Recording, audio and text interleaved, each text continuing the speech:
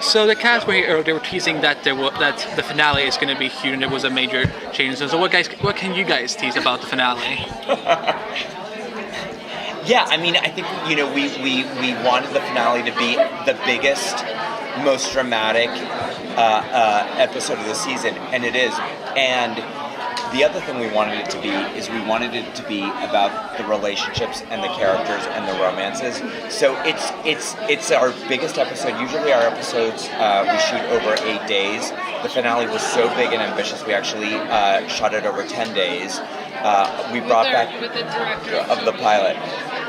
Who also did 2 and 3. Yeah, and yeah, we had one idea what the ending was going to be, and then kind of it just got bigger and bigger and exploded, and we were guarding that. There are lots of secrets that come out in the finale. I just had a question about Jughead's asexuality in the comics that I know is not currently being explored in the show, but asexuality can happen in the context of a romantic relationship, and I was wondering if you had given any thought to exploring that in the relationship with Betty. Yeah. We've definitely talked about it a lot. We believe Riverdale should be as inclusive and as diverse as the world is, and it should represent everything. It's funny.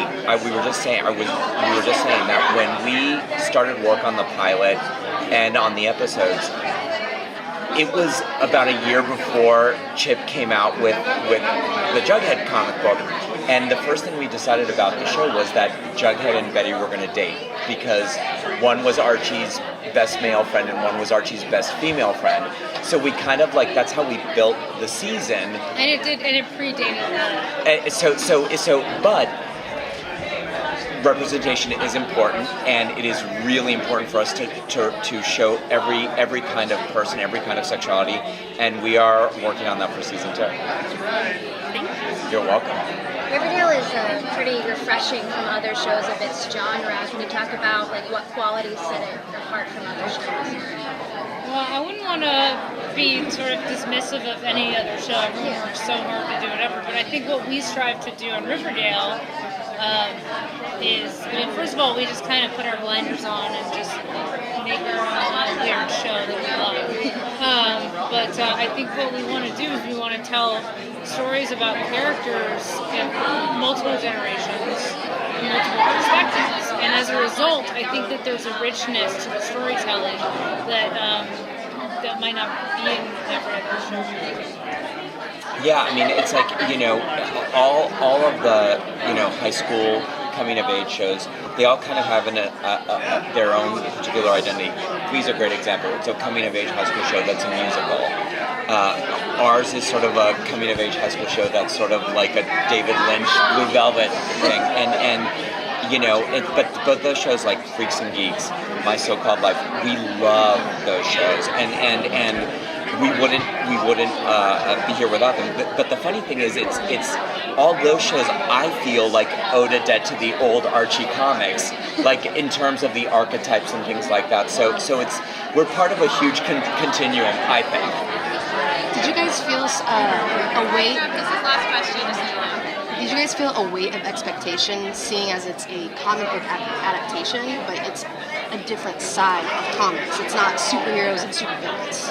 Yeah, John, you can speak to the expectations of the Archie. I think the Archie fans always expect a lot because they love the characters and they've loved them for decades. So the bar was really high, and I think these guys jumped right over the bar. The writers, the producers, the cast, everybody.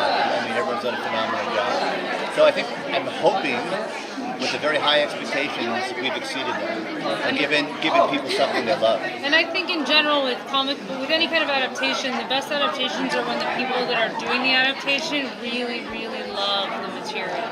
And I cannot imagine anyone that loves Archie as much as Roberto and John.